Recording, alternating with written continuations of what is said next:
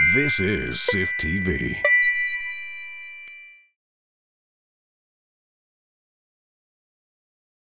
I'm Taggart, Siegel. I'm the director of the film, and the film's called Queen of the Sun. What are the bees telling us? And I'm John Betz, the producer and co-editor for the film with Taggart. This feature-length film is about the bees' collapse, and why are they collapsing? And we're really looking into the insights of Rudolf Steiner, who in 1920 predicted that bees could die out in 80 to 100 years. And so we're looking at, his prediction was that if we over queen breed, then bees could be weakened, and in the end they could possibly die out. So the fact that many other elements go into this, you know, 80 years later, including lots of pesticides and intensive agriculture, there's a bee collapse that's going on right now, and it could affect everybody on this planet, because there 40% of our food needs to be pollinated. So we could lose a lot of our foods, and but also a lot of the forests and plant life disappear also if bees disappear. So.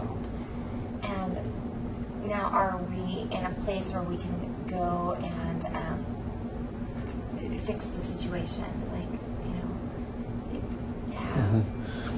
Well, I think you know, in a lot of ways, there's somewhat of a mystery to the collapse, and we've been looking for sort of the silver bullet cure a lot, and everybody's looking for, like, what's the cure, what's wrong, and how can we cure it? Like, what can we give to the bees to make it all better and get rid of the problem? And what's a real challenge about this problem is that it's, by looking at the whole, you realize that it has to do with pesticides, it has to do with genetically modified food, it has to do with the way we do agriculture, the huge monocultures that we grow things in, the fact that we're trucking bees into these monocultures from across the United States to pollinate in these areas, and it's stressful for the bees. It lowers their immune systems, and so there's all these factors that go into colony collapse that we explore in the film, and so it's not just one thing.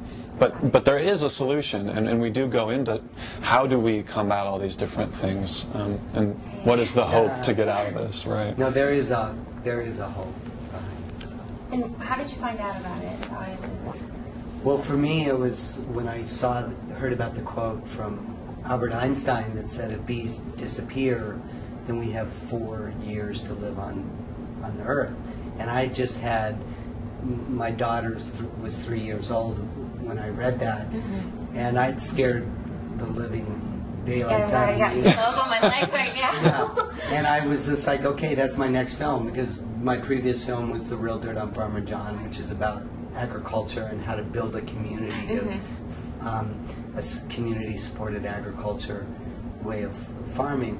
But this was like the next step. It was looking at, wow, how bees contribute so much. This little creature could give so much to life, and how we don't even know what they're really doing and what they're giving to us, and because they're dying out, suddenly people are aware of them. So it's really has taken this kind of collapse in order to awaken us to even listen to the bees again. I'm learning so much just talking to you guys, and I didn't realize like how much of an impact the bees do have, you know, their pollination and to sustain our livelihood and our lives. And it's definitely a very interesting documentary. How long did it take you to put the piece together from start to finish?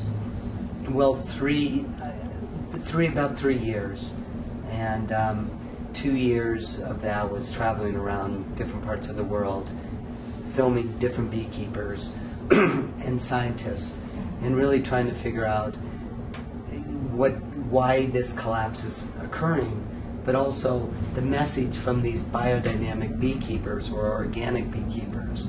So it's taken quite a few years to film, and I didn't want to make it in just one localized area, because it's happening globally. This is a very global film that affects everybody on this planet.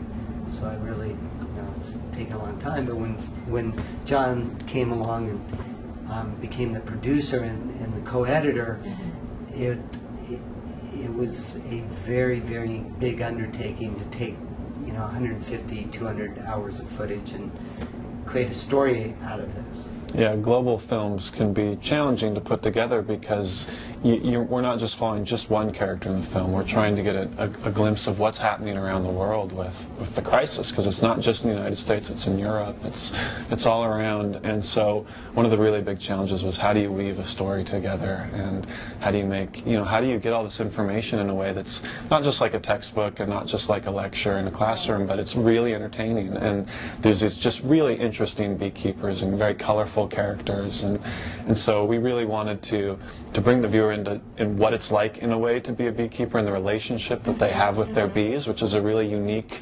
relationship, because there's these insects, but yet they have a very connected relationship like someone might have with their dog or their cat. And so it was very kind of fun to put that together as well.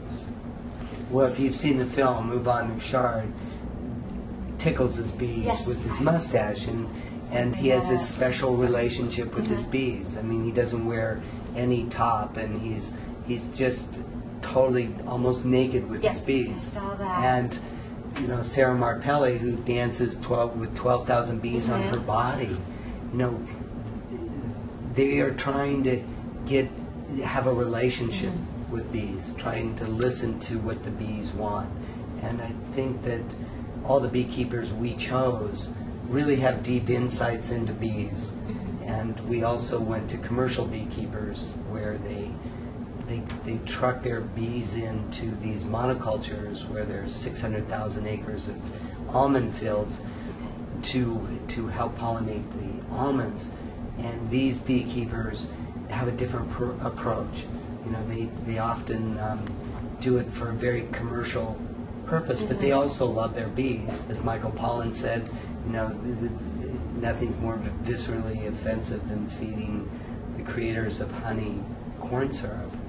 So, it just reminds us like how man always interferes and creates this other solution that's not a solution, but it's actually doing a lot of damage. Bees, for sure. Thank you very much. And we love being here too, because 5 years ago I was here for the Real Dirt on Farmer John, and it was wonderful. So I'm back after 5 years. Yay! Well, thank you very much. Thank you.